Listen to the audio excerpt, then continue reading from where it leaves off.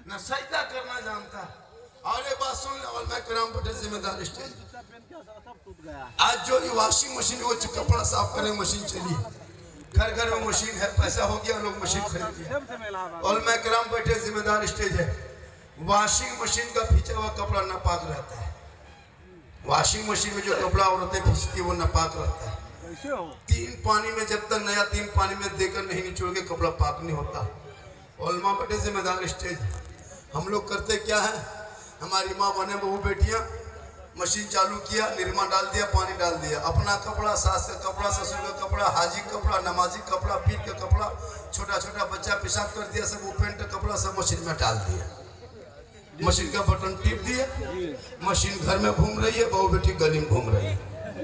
10 minute के बाद आई, थोड़ा और पानी दे करके बगल में सेट करके फिर निकाल करके छोड़ के फैला दिया। ओलमा पटेल जिम्मेदार स्टेज है। वो कपड़ा कयामत तक पाकने को, जब तक 3 नया पानी में कपड़ा नहीं खंगालोगे तब तक। अब वही कपड़ा पहन के हम लोग जुमा पढ़ने चले जाते हैं, वही कपड़ा पहन के नमाज पढ़ने जाते हैं। बदन पर पूरा नापाक कपड़ा है। अब जुमा के दिन अल्लाह ऊपर नियत कर लेते हैं और मक्का नहीं पंखा दिखाई देता है, इतना स्पीड घूम रहा है। चूंकि नमाज में मन क्यों नहीं लगता? आखिर नमाज में मन नहीं लगने का कारण है बदन पर नापाक कपड़ा रहता है।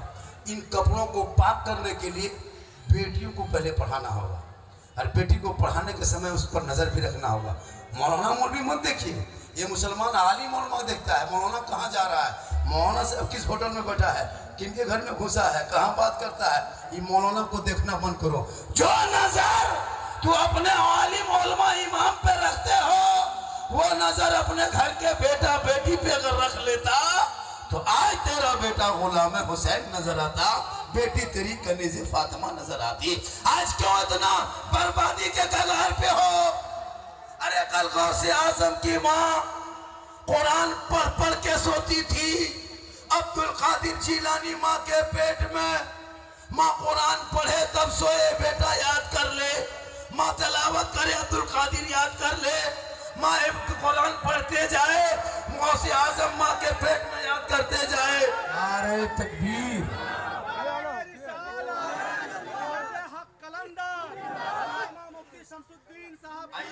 माशाअल्लाह।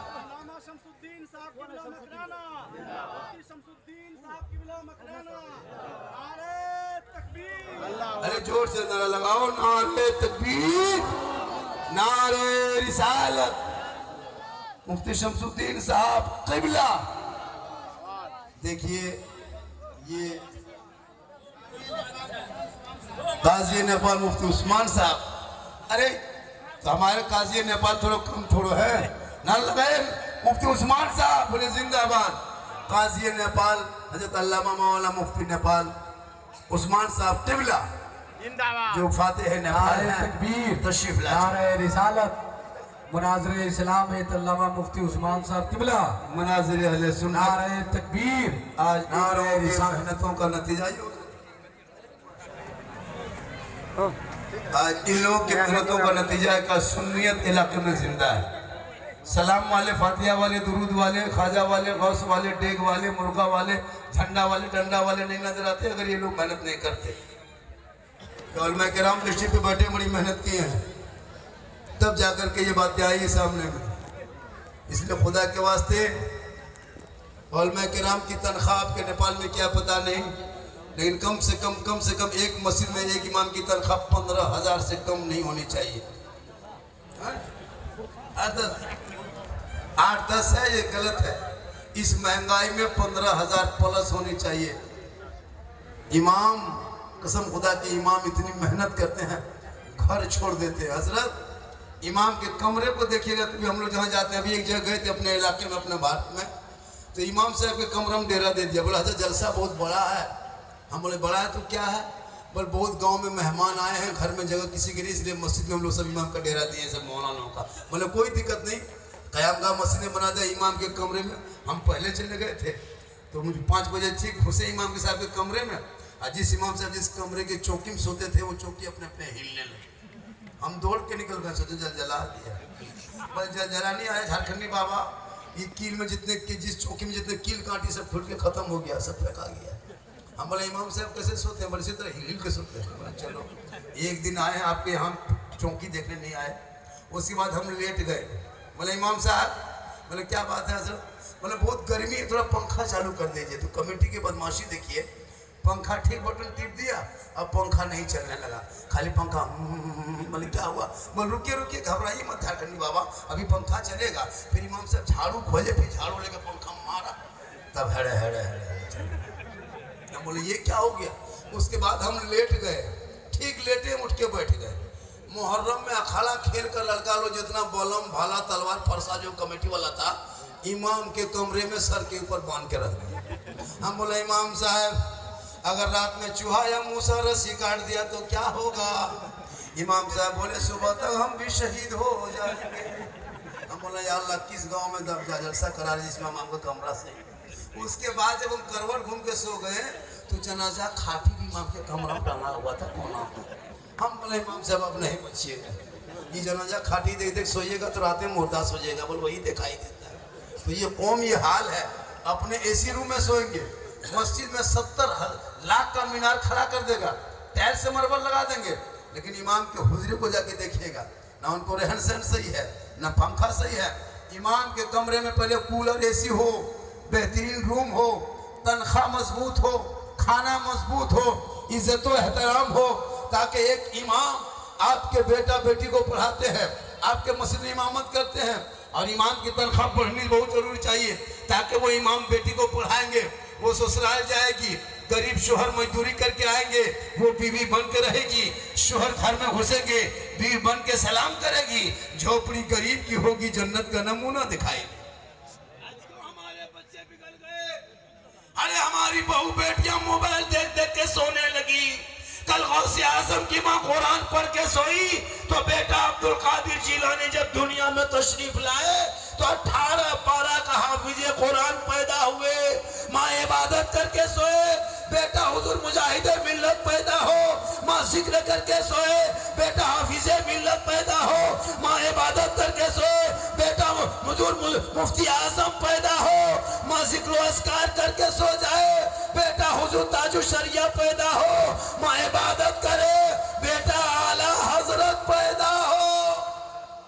आज की माएँ बहू बेटियां मोबाइल देख के सोती है, एलसीडी देख के सोए, सीरियल देख के सोए। बच्चा पेट में है, माँ मोबाइल देख रही है, बच्चा पेट में है, माँ गाना सुन रही है, बच्चा पेट में है, माँ सीरियल देख रही है। अब जब वो बच्चा पैदा हो रहा है, गुलाम गौस नहीं, गुलाम पबजी पैदा हो रहा है, गुलाम हुसैन नहीं, गुलाम फ्री फायर पैदा हो रहा है।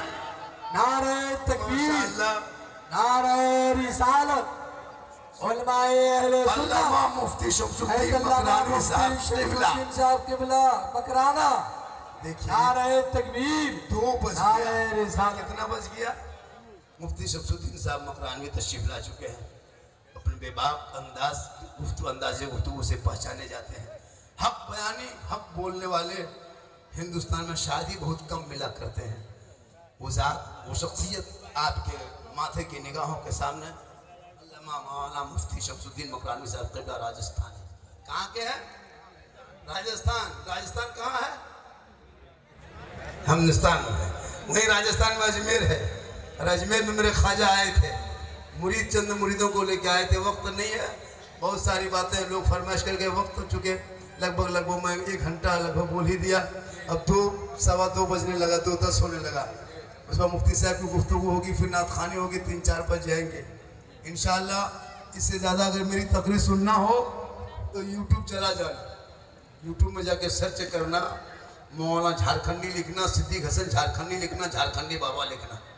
गौसे आजम पर तकरीर, करबला पर तकरीर, रबीउल अव्वल पर तकरीर, गरीब नवाज पर तकरीर, शादी ब्याह, डीजे पड़ाका, बम पिस्तौल, सब पर तकरीर मिल जाएगी। इसमें मेरी तकरीर बहुत से है, हज़ारों व्यूज लोग देखते हैं, अल्लाह का करम है। मैं किस्सा कहानी लतीफ़ा चुटकुला नहीं बोलता, बोलने का अंदाज इसलिए है माशरा में आज पूरे हिंदुस्तान, आपके नेपाल और लोगों के है ना, बहुत सारे लोग बुलाते हैं। और मेरी तकरीर माशाल्लाह अल्लाह का फजल करम है कि छोटे बच्चे बड़े बूढ़े सब सुन लेते हैं। खुदा के वास्ते मैं यही जहाँ भी जाता हूँ मैं कहता हूँ कि बस आप लोगों में से सिर्फ 3 आदमी या 5 आदमी मेरे साथ एक वादा कर ले। आपके यहाँ बेटा जब शादी करते हो तो अगर जिस शादी में डीजे और पटाखा जाएगा उसमें आप जाओगे क्या? हाथ उठा के कहो उस पर शादी में जाओगे क्या? जिस शादी में डीजे पड़का जाएगा उसमें जाओगे क्या? अरे हाथ उठा जाओगे? बहिष्कार करोगे? कर देना। अरे अगर आपके मोहल्ले में किसी गांव से बाराती डीजे पड़का लेके गांव घुस गया, दूल्हा को बोरों में भर के गाछ में टांग देना। अल्लाह ताला हिजल से पाक को हबीबे पाक के सदक़े में कबूल फरमा। बैठ गए, ठीक लेटे उठ के बैठ गए। मुहर्रम में अखाड़ा खेल कर लड़का लोग जितना बलम भाला तलवार फरसा जो कमेटी वाला था, इमाम के कमरे में सर के ऊपर बांध के रख दिया। हम बोले इमाम साहब अगर रात में चूहा या मूसा रस्सी काट दिया तो क्या होगा? इमाम साहब बोले सुबह तक हम भी शहीद हो जाएंगे। हम बोले या अल्लाह किस गांव में जलसा करा जिसमें इमाम का कमरा से। उसके बाद जब हम करवट घूम के सो गए तो जनाजा खाटी भी इमाम के कमरा में टंगा हुआ था कोना में। हम बोले इमाम साहब अब नहीं बचिएगा, ये जनाजा खाटी देख देख सोइएगा तो रात में मुर्दा सो जाएगा। बोल वही दिखाई देता है। तो ये कौम ये हाल है, अपने एसी रूम में सोएंगे, मस्जिद में 70 लाख का मीनार खड़ा कर देगा, टाइल से मार्बल लगा देंगे, लेकिन इमाम के हुजरे को जाके देखिएगा ना उनको रहन सहन सही है ना पंखा सही है। इमाम के कमरे में पहले कूलर एसी हो, बेहतरीन रूम हो, तनख्वाह मजबूत हो, खाना मजबूत हो, इज्जत व एहतराम हो, ताकि एक इमाम आपके बेटा बेटी को पढ़ाते हैं, आपके मस्जिद में इमामत करते हैं, और इमाम की तनख्वाह बढ़नी बहुत जरूरी चाहिए ताकि वो इमाम बेटी को पढ़ाएंगे, वो ससुराल जाएगी, गरीब शोहर मजदूरी करके आएंगे, वो बीवी बन के रहेगी, शोहर घर में घुसेंगे, बीवी बन के सलाम करेगी, झोपड़ी गरीब की होगी, जन्नत का नमूना दिखाएगी। हमारे बच्चे बिगड़ गए।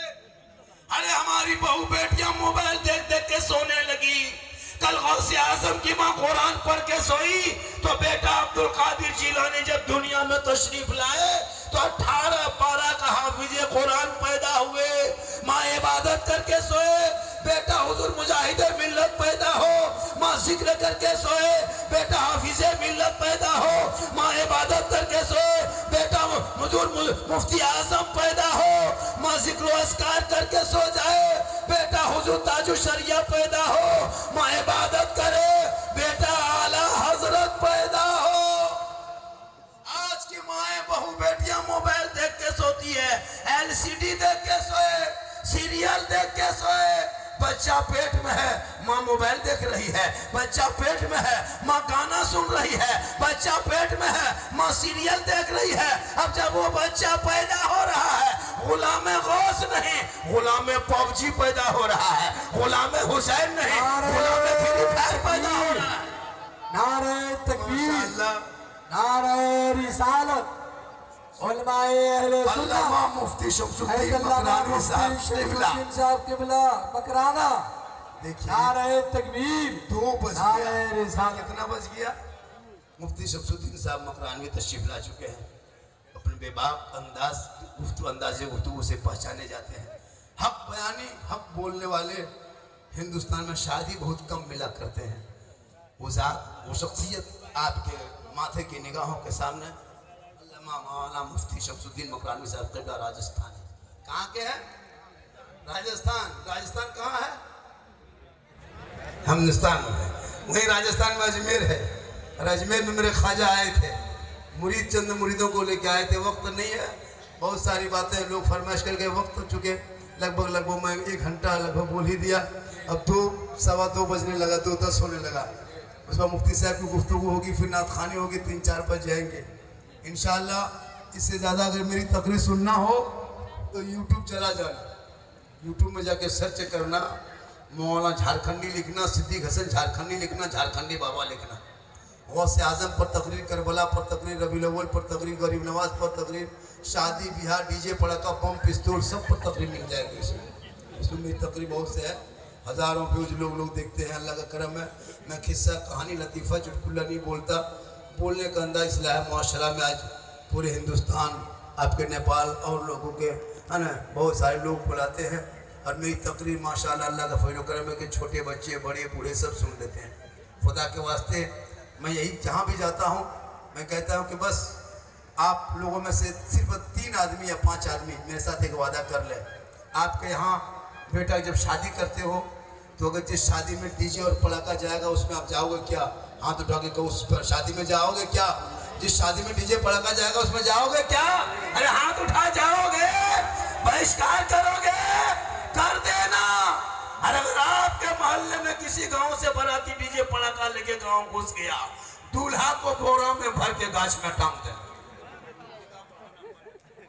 अल्लाह ताला जल से पाक को हबीबे पाक के सदक़े में कबूल फरमा।